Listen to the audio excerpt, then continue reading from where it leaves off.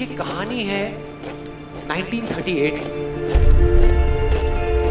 कैरली नाम के एक आदमी की, हंगेरियन आर्मी में, और वो उस कंट्री का बेस्ट पिस्टल शूटर था।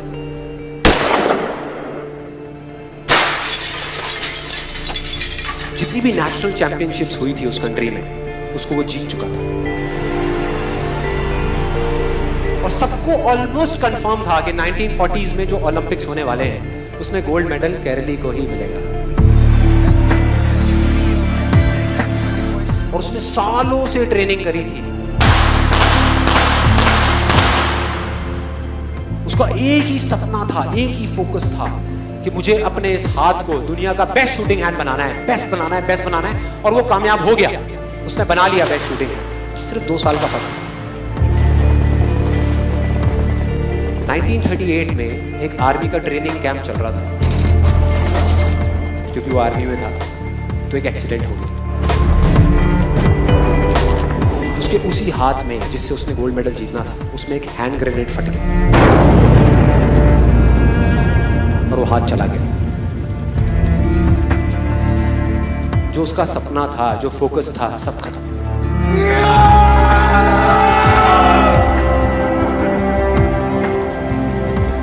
उसके पास 2 रास्ते थे। एक तो ये कि वो बाकी की पूरी जिंदगी रोता रहे और कहीं जा करके छुप जाए,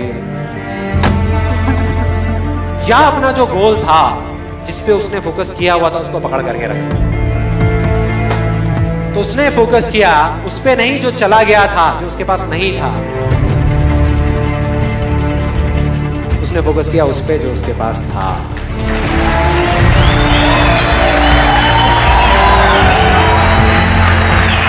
जो उसके पास था। और क्या था उसके पास में? एक लेफ्ट हैंड, एक ऐसा हाथ जिससे वो लिख तक नहीं सकता था। 1 महीने तक उसका हॉस्पिटल में इलाज चला इस हाथ के लिए, और सही 1 महीने बाद अपनी ट्रेनिंग शुरू करती इस हाथ की।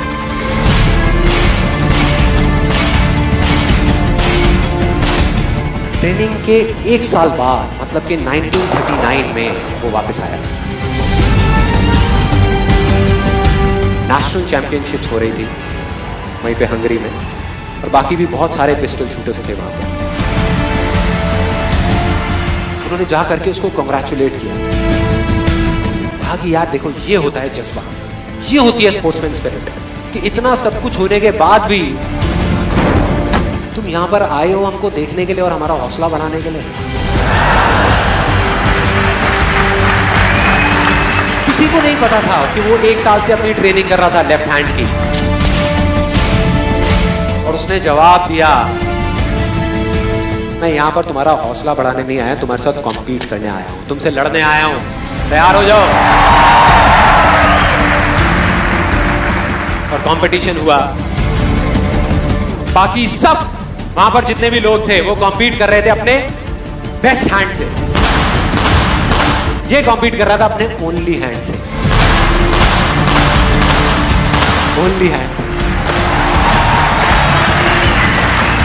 कौन जीता?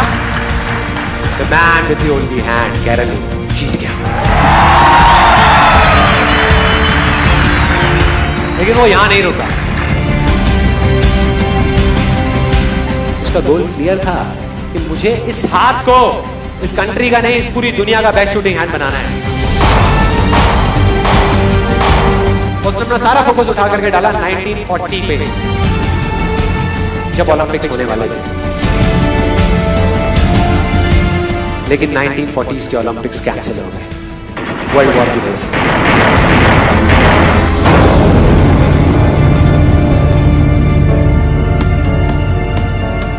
उसने अपना सारा फोकस उठा करके कहां डाल दिया? 1944 में जो ओलंपिक्स होने वाले थे उसके ऊपर। और 1944 में जो ओलंपिक्स होने वाले थे वो भी कैंसिल हो गए वर्ल्ड वॉर की वजह से। फिर से कैंसिल।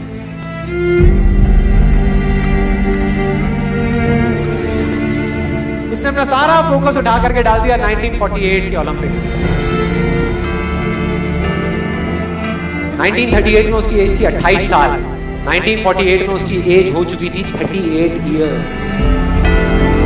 और जो यंगर जो प्लेयर्स आते हैं निकल करके, उनसे कॉम्पीट करना मुश्किल होता चला जाता है। लेकिन मुश्किल नाम का ये वर्ड था ही नहीं उसकी डिक्शनरी में। वो गया, पूरे वर्ल्ड के बेस्ट शूटर्स आए हुए थे जो अपने बेस्ट हैंड से कॉम्पीट कर रहे थे, और ये अपने ओनली हैंड से कॉम्पीट कर रहा था। और कौन जीता? The man with the only hand.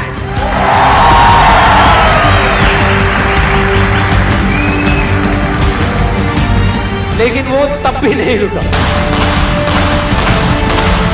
1952 Olympics, दोबारा कॉम्पीट किया उसने, और इस बार गोल्ड मेडल कौन जीता? गैरल ली। 4 साल बाद दोबारा से, और पूरी की पूरी हिस्ट्री को बदल करके रख दिया ओलंपिक्स। इस पर्टिकुलर कंपटीशन में उससे पहले किसी भी एथलीट ने लगातार 2 गोल्ड मेडल्स नहीं जीते।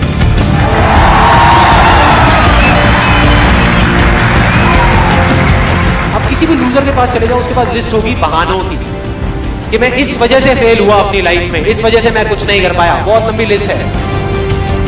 और दूसरी तरफ विनर के पास चले जाओ, उसके पास में 1000 वजह होगी वो ना करने की जो वो करना चाहता है, सिर्फ एक वजह होगी वो करने की जो वो करना चाहता है, और वो कर जाएगा।